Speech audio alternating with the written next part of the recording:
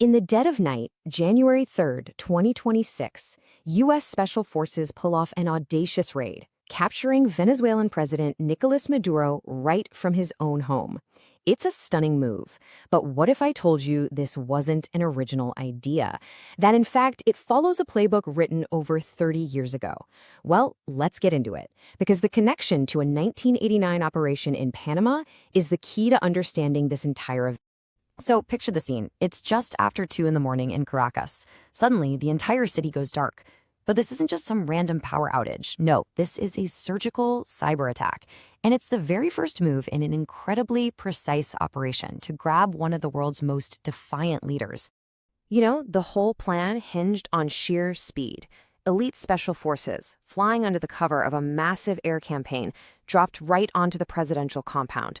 Before the guards even knew what was happening, Nicolás Maduro and his wife, Cilia Flores, who's a major political player herself, were in custody and being whisked away to a U.S. warship just off the coast. So how on earth did they pull this off? Well, this was no simple smash and grab. It was more like a symphony of modern warfare, and every piece had to work perfectly. Let's break down exactly how it went down. Okay, so first, you've got a massive wave of over 150 aircraft that just erases Venezuela's air defenses, clears the skies completely. At the exact same time, a cyber warfare team hits the grid, knocking out power and communications. This isolates Maduro and just creates total confusion. It's only then, in that window of chaos, that the Special Forces team makes its move. Just a few hours later, Maduro isn't in Venezuela anymore. He's on a plane, heading straight for a federal courthouse in New York. Now, here's where it gets really interesting. This entire operation, we've seen it before. The strategy used to grab Maduro is almost a carbon copy of the U.S. invasion of Panama way back in 1989. That whole operation was designed to take out another dictator, Manuel Noriega. I mean, just look at the parallels. It's uncanny. Like Noriega, Maduro was accused by Washington of running a narco state, of crushing democracy. Both of them were actually indicted in the United States on drug charges while they were still the heads of state. And in the end, both were taken out by the U.S. military. The reasoning, the legal justification, the end goal, it's all straight out of the same playbook. And you know, that Panama operation had some truly wild moments. After the invasion started, Noriega, who was a huge opera fan, of all things, managed to get refuge in the Vatican's embassy. So, what did U.S. forces do? Did they storm the place? Nope. They surrounded it with Humvees, mounted giant loudspeakers, and just blasted heavy metal music 24/7. 10 days of that, and he walked right out. But this is where the comparison just completely breaks down, and it is the most important part of this whole story. Because while the playbook for grabbing the leader might be the same, the aftermath could be so different. Venezuela is not Panama, and assuming this will be a quick and clean affair, that could be a massive historic mistake. Just think about the numbers for a second. Back in 1989, Panama's entire military was only about 12,000 troops. They were just steamrolled by a U.S. force that was more than twice as big. Now, look at Venezuela. Their regular armed forces, about 150,000 people. That is more than 12 times the size of Panama's military. But believe it or not, that's not even the scariest number. Yeah, on top of the regular army, the Maduro regime has spent years building this huge network of loyal paramilitaries, these so-called colectivos and militias. And they could number up to 1 million people with guns. This isn't a force for fighting other armies. It's a force designed for one thing, to keep the regime in power and fight an insurgency if it has to. And that's exactly why you hear experts like Ian Bremmer make this really chilling comparison. Taking out the leader, that might be the easy part. Trying to pacify a huge, heavily armed, and deeply divided country, that's a whole different game. The risk here isn't a quick victory. It's getting bogged down in a long, messy conflict. So why? Why take such a massive gamble?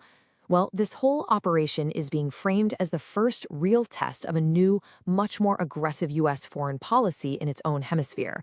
It's basically a modern, muscular twist on a 200-year-old idea. The original Monroe Doctrine from way back in 1823 was pretty simple. It was basically a giant keep-out sign aimed at Europe. It told the old empires to stop colonizing or meddling in the Americas. At its heart, it was a defensive policy meant to protect the U.S. and its neighbors. This new Trump corollary, which some people are calling the Donroe Doctrine, well, it flips that entire idea on its head. This is an offensive policy. It basically says the U.S. has the right to step in and deal with any threat in the hemisphere. Doesn't matter if it's drug trafficking, migration, or even the influence of rivals like China and Russia. This Venezuela operation, it's the ultimate expression of that new doctrine. So, with Maduro now in U.S. custody, the million-dollar question is pretty obvious. What happens now? And the truth is, the answer completely depends on who you ask. We're seeing these deeply fractured, totally polarized realities of the situation.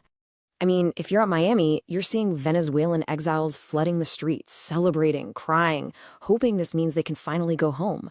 But in Caracas, it's chaos, it's fear, and state TV is broadcasting calls for people to resist. Across Latin America, it's split right down the middle. Leftist leaders are condemning it, right-leaning leaders are cheering. And back in Washington, they're already fighting over whether this was even legal. And of course, online, the takes are even simpler, usually boiling down to just a few familiar arguments. But when you actually start to look at the facts behind them, those easy narratives, they start to fall apart. So let's try and separate some of the common claims from the actual context. Okay, let's tackle the big one you see everywhere. This is all about oil. And look, let's be real. Controlling the world's largest oil reserves is a huge strategic prize. But saying it's only about oil ignores the fact that there are real, decade-old federal indictments against Maduro for narco-terrorism.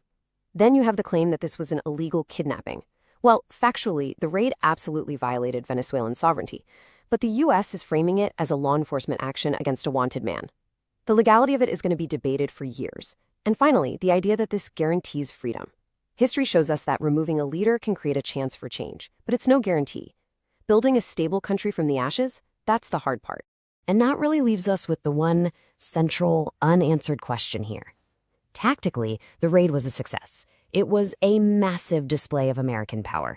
But it has thrown open a new, terrifyingly uncertain chapter for Venezuela and for the entire region.